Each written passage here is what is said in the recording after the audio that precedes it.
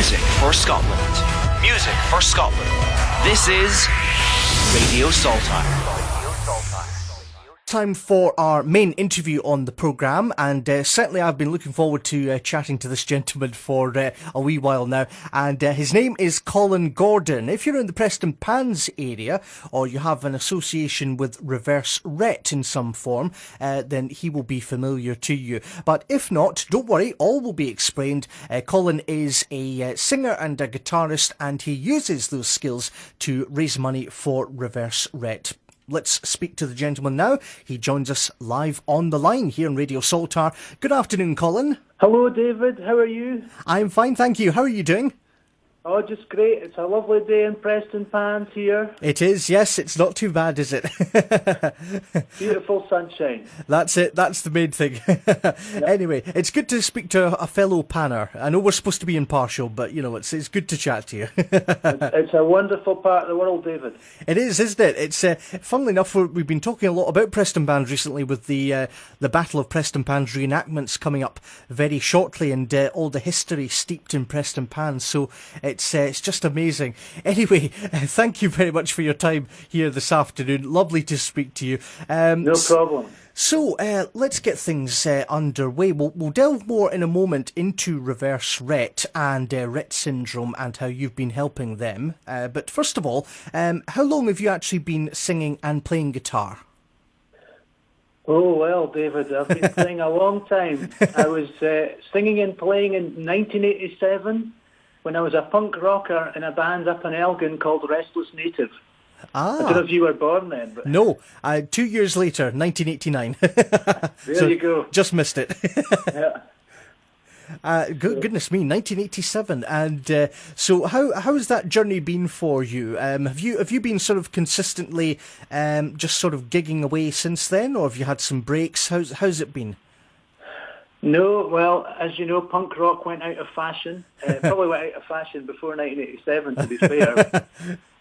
But I went to university in 1987, so the band split up, and I didn't do it again until we had a reunion in 2009 when one of the musicians turned 40, and his wife gathered up all the bands. She's tracked us all down, and we played a gig in Elgin again. They opened up one of the venues, and I got the bug again, so I just started playing. You know, I think the midlife crisis kind of kicked in at that point. So I've been doing it for about 10 years since then, something like that. What's that? 8-9 years, something. So yeah, that's about 9 years, I think. Yeah, absolutely. Yeah. So, and I guess it was like riding a bike, wasn't it? You just sort of got back up and started where you left off, in a way. Yeah, well, you know, I only work on the basis of 3 chords. So once you got that down, you're up and running, really. Fantastic. So you've been doing a lot of work and fundraising for Reverse Rett. Now, Reverse Rett is a charitable organisation. Before we speak about them particularly, perhaps you'd like to explain about Rett syndrome. Certainly. Well, Rett syndrome, it's a neurological condition where a normal, healthy child suddenly starts deteriorating around the age of 2. And over time, they kind of lose faculties, so they lose the ability to speak. They can't hold things. Some of them sort of lose the ability to walk. Quite often they need gastrointestinal tubes for feeding. You can get breathing problems and anxiety, but the brain generally is still functioning well, and you know they can't speak, so they're sort of trapped inside their bodies. So can you imagine what that's like? It must be absolutely horrendous.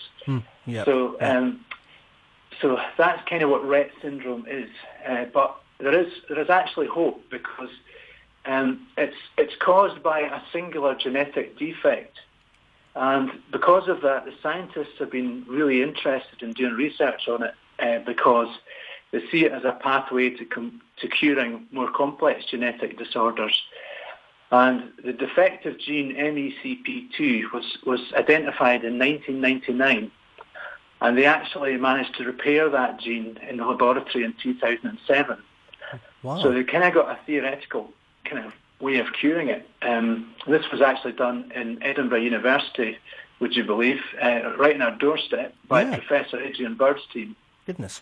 So, for parents with Rett syndrome, kids with Rett syndrome, they obviously assumed that, once they kind of had the mechanics of a cure or a treatment, that this would be rolled out. But of course, life's not straightforward, because these things take a lot of money to actually make happen, and it's a huge logistical process, and you've got to go through clinical trials.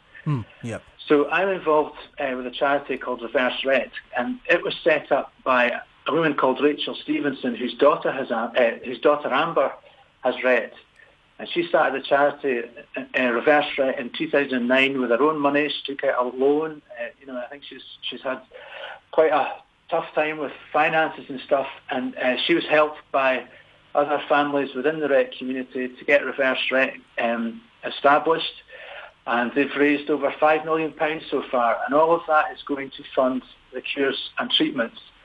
And the research, there's an international Rett fund as well, which funds, the research has been done globally because it's so important, because basically once they get Rett cured, this is going to have ramifications for other more common diseases. So amazingly, universities are actually collaborating together to make it happen.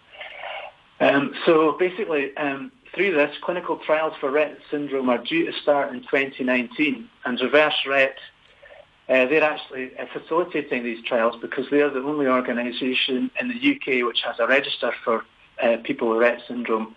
So they're actually doing the pre-screening, and they're helping the families get on the process for getting onto the clinical trials, and they're also putting people up in hotels and all that sort of stuff. Wow.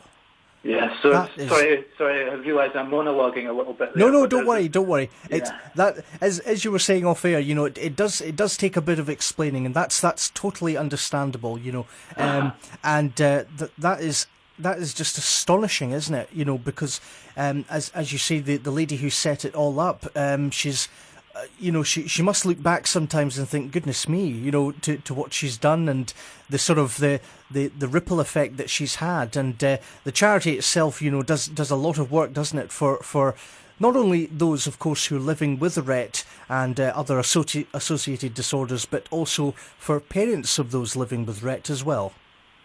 Yes, well, I suppose because it's quite a rare condition, initially there wasn't much information about Rett syndrome. Apparently, when Rachel's daughter was diagnosed, this was the early days of the internet, and there just wasn't the information available. Whereas now, if you go on if you type in Rett syndrome into Google, you will have a wealth of information available. So it's, in terms of awareness and understanding and what the opportunities are, all of that has come about really, and Reverse Rett has been a huge part of that process. Absolutely, and everyone involved, yourself included, deserves a huge pat on the back for that. That is just some great stuff. And looking ahead to next year with the trials getting underway, obviously that's another milestone, and obviously there'll be a lot of interest to see how those go. So that's for next year, 2019. Back to the here and now. I understand, of course, that with you helping Reverse Rett, I understand it means a lot to you personally speaking. Is that correct? Yes, well, of course, I've got a personal connection because my niece, Romy, has got Rett, and she suffers terrible seizures, life-threatening seizures, which means she's in and out of hospital an awful lot.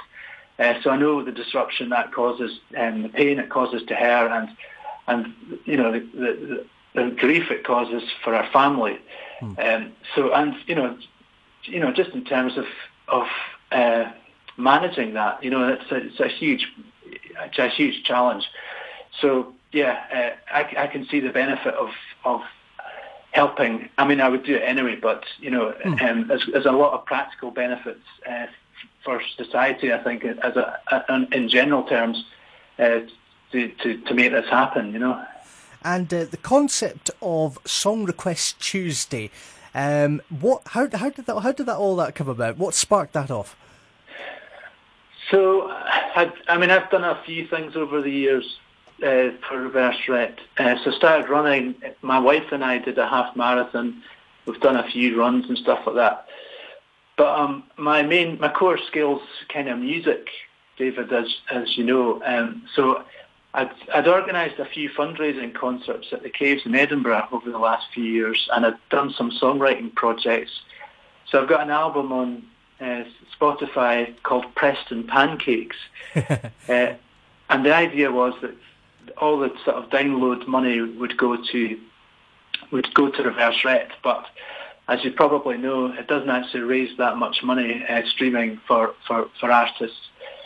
So I was doing the concerts, which did raise quite a bit of money, and I really appreciated everyone coming and helping and all the money we raised. But I was just aware that it's quite difficult for people to travel to a gig, sometimes, especially if they've got a child with a disability or whatever. So I thought it would be far more intelligent use of resources to go through Facebook Live and do a weekly request show, which people can watch in their homes. And then I thought if they actually if I did song requests for donations, then people could get exactly what they wanted played as well. And then there could be a sort of personal aspect to the song requests. So, it's the sole problem of what do you give the woman that has everything, Well, now you can give her a song request. This has been a age-old problem, which we've now got a solution for. So the way it works is people can message a song request to my Just Giving page, and then I play the tunes on the guitar the next again week. Brilliant. And because it's on Facebook and it's live, it's very interactive because people comment on the show when we're up and running, and it generates a bit of a community atmosphere as well. And I also get my friends on the show to help me perform the songs, and that makes the format quite entertaining because it's different every week because you don't know who's going to be coming on. And I'm lucky because I've got some amazing musician friends, and they all help me, and all contributes to the show. So yeah, absolutely. So that's how the idea came about. Brilliant. And for the, I was tuned in last night as it happens, and there was a track, Dream Lover, I think it was, that was beautifully done. And there Thank you. I remember there was now my memory is not the greatest here, but there was one track you took off the acoustic guitar, and I think you got the electric guitar, and you said this could be one of those internet moments because it was a wee bit tricky, but you got through it. Yeah, I was a bit of cold sweat on that. That was the Strokes. That was it. Yes. Under Cover of Darkness. Yeah, that's. I don't know if people know the song, but if they listen to it, they'll see why I was a bit nervous. Yeah. But no, it was wonderful, and as you say, there's a bit of a community vibe to it as well. So basically, people just go on to the donation page, obviously make their contribution, which is £5, I think, and just request a track for the next again edition. Simple as that. Yeah. Probably the easiest way for them to find it is if they go onto Facebook and go onto the Reverse Rett page, Rett spelled R-E-T-T, and you'll see past episodes of Song Request Tuesday on there. Ah, yes. And yep. Everyone has got in the title has got a link to my Just Giving page, so they can go on that, click on that link, it takes them through to my Just Giving page. They need to put a message in the donation, along with the donation, £5, to tell me what song it is that they want me to play. And if there's any personal message, if it's for a member of their family or something like that, they can put that information there as well. Then I'll do the dedication the next again week, and that's kind of how it works. And of course, all the money raised would go towards Reverse Rett. Absolutely, yeah. It goes to Just Giving, so Just Giving transfer the money across to Reverse Rett on a weekly basis. So, it's very easy. Yeah. Brilliant. So, aside from Song Request Tuesday, which of course is now building up a lot of traction, I would say, a lot of views and a lot of likes, which is brilliant. Aside from that, you've done, of course, a lot of performing, in Edinburgh, East Lothian, etc. Is there anything that lies ahead for you for the rest of the year, in particular? Well, bearing in mind that your audience is East Lothian based generally, I'm going to be performing at Dunbar Music Festival at the end of September with I play in a band called Rocka Hillbillies as well, and we are at Dunbar Music Festival on Saturday the 22nd of September, and we are playing the Eagle. We've played that festival for the last 5 years, so we know what we're going to, and it's an absolutely amazing festival, and that bar will be hoaching. I can tell you that. It's a great place, and it's a great festival. So looking forward to that. I do a wee bit of songwriting on the side, so I'm going to do a couple more tracks, maybe do a few more videos for see if we can raise some more money and awareness that way. So fantastic. That's kind of what's going on. Yeah, there we go. So keeping yourself busy, but more to the point, of course, it's just that sort of twin positives of raising money and awareness of Rett syndrome and for Rett syndrome, or for cures for Rett syndrome and for reverse Rett. So you've played more than your part in that, it's fair to say. So how can people donate to reverse Rett? Obviously they can contribute to the Song Request Tuesday, but how else can they help reverse Rett? Well, Reverse Rett have got their own webpage, as you would imagine, which is www.reverserett, and that's 2 T's, .org.uk. So www.reverserett.org.uk, and you'll find out all information about Reverse Rett and what they do, and there's a link on there to, I think they've got a Just Giving page as well.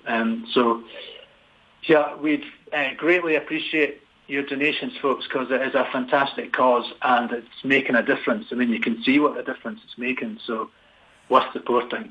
Absolutely, yeah. You've already outlined, just the if you take from now to say 10 years ago, the differences that are being made already, and as you say, way back, before when the internet was in its infancy, there wasn't a lot of information around. So now there's a lot more awareness about it, which is brilliant. So thank you, Colin. Thank you, honestly, for coming on and talking about this. Thanks for having me. No problem. And if you wish to come back on, please just let me know. That would be amazing. And I hope to see you in Dunbar or sometime soon. I'd love to actually see you perform. That would be great. Are you going to be at the festival, David? When is that? Did you say the 22nd of September? Is that right? Yes. I'll make a note of that and see if I can get down there. It's a Saturday, so I should be all right. Yes. That'd be nice to see you. It'd be good to meet you. I'd love to come and take my guitar into the studio and give you a wee jam. Oh, yes, please do. We do love an acoustic session here at Radio Saltire. That would be brilliant. Anyway, Colin, thank you. Honestly, thank you very much. And hopefully this has raised awareness of reverse Rett and of Rett syndrome. And, of course, they can catch you again on Tuesday on Facebook Live as well. Yeah, actually, the next show is on the 11th of September. I've got a wee date thing going on this coming Tuesday, but after that we're back. It's just my holiday, so we're back on every week after that for the foreseeable future. So every Tuesday from the 11th of September. Brilliant. Colin, thank you so much for your time this afternoon, and hopefully I'll catch up with you again very soon. Thank you for joining us. Thanks, David. Appreciate that. Take care. All the best. Bye-bye. Take care. We are Radio Saltire. Music for Scotland.